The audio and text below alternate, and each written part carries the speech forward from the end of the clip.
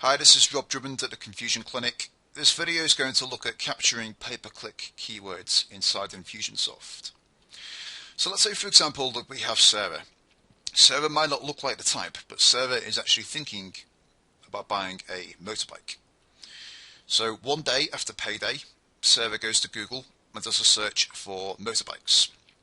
And she clicks around on a few of the links and she comes across your website and she makes an inquiry. So she submits an online form and makes an inquiry about one of your bikes. Nothing comes of it at the time, and overnight she goes away, she thinks on it a bit more, she does a bit more research, and she discovers that as a learner she has to actually ride a smaller motorbike. So she comes back to Google the next day and does another search for 125cc motorbikes. She clicks around on a few of the links, she actually clicks on one of your ads again, so comes back to the website and makes a second inquiry for, this time for a smaller motorbike. So what's happened here is over 2 days, Sarah has made 2 inquiries with us, so she's had 2 conversions. On day 1, on the keyword motorbikes, and on day 2, using the keyword 125cc motorbikes. So we need to decide though how we're going to get this keyword information into Infusionsoft. So in Infusionsoft we have a field called lead source.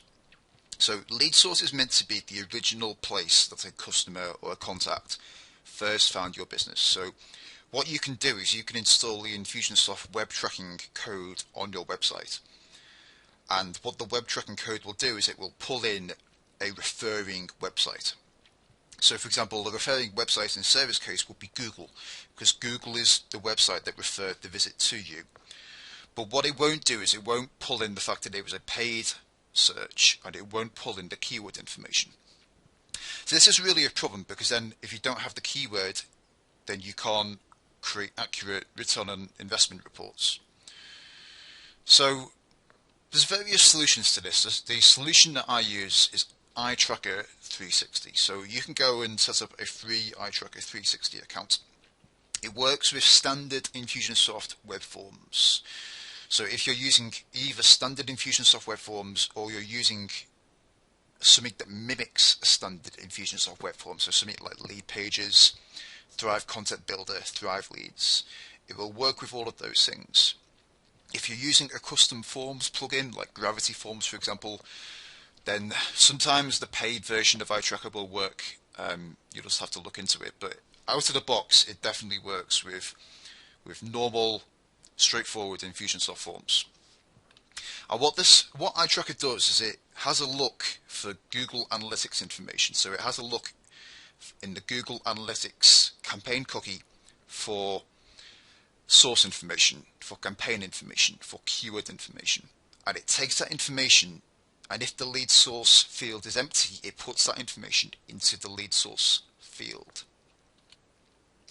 When you set up iTracker 360, they will ask you to create 7 custom fields. So in my application, I have these 7 custom fields set up on a tab called Web. So the 7 custom fields are these fields. So we've got GA content, GA source, GA medium, GA term, and so on. These fields are meant to match the information that are in the Google Analytics cookie. So what will happen is that every time Sarah fills in another web form, the iTracker code that's on your website will have a look in the Google Analytics cookie, and it will update the web tracking fields with the latest information for content, source, medium, term, and campaign. So what will happen is the lead source field will store the original keyword that Sarah found your website. So if you remember, the original keyword was motorbikes. The custom fields you set up that integrate to iTracker will store the last keyword. So in the GA term field, the keyword 125cc motorbikes will be stored.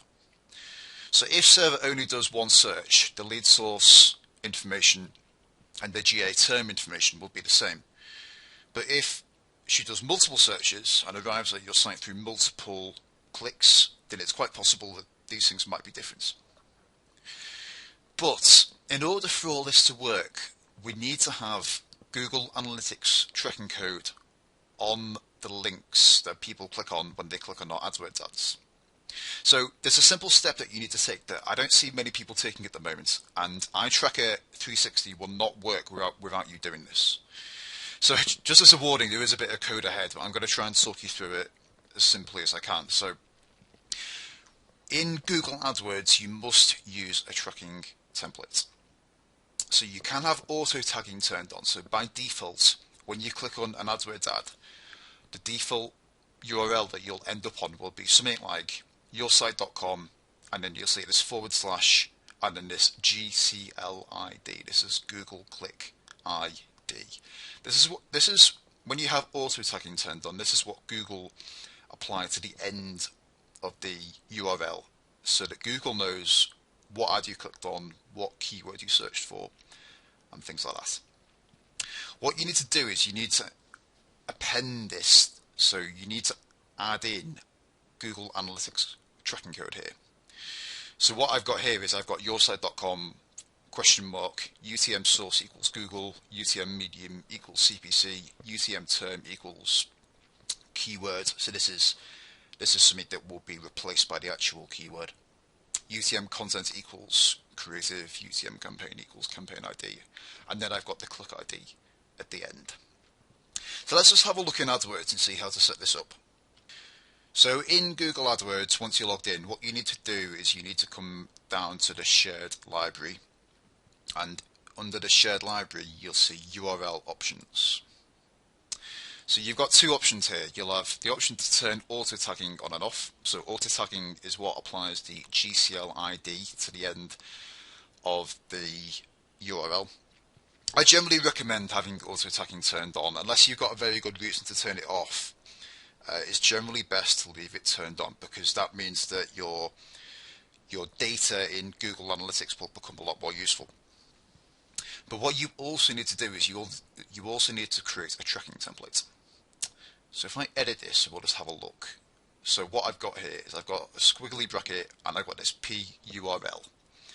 So what this will do is this will insert the final URL of whatever ad the person clicks on, but then it will append the necessary tracking information to tell Google Analytics what the keyword was, what the source was, what the medium was, what the campaign was, and so on.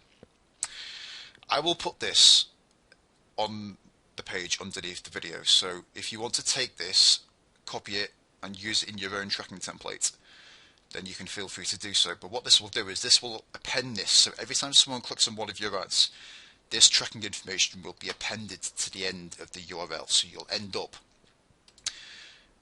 with a link like this. So we have yoursite.com ? And then we'll have the tracking information, and then if you've got auto tagging turned on, you'll have the GCL ID at the end. And this is what iTracker 360 needs in order to capture the keyword information and store it in Infusionsoft. I know this is a bit of a complicated subject. Feel free to watch this video more than once, and if you do require help getting this set up in your application or in your AdWords account, do feel free to get in touch with me. My website is www.confusionclinic.com.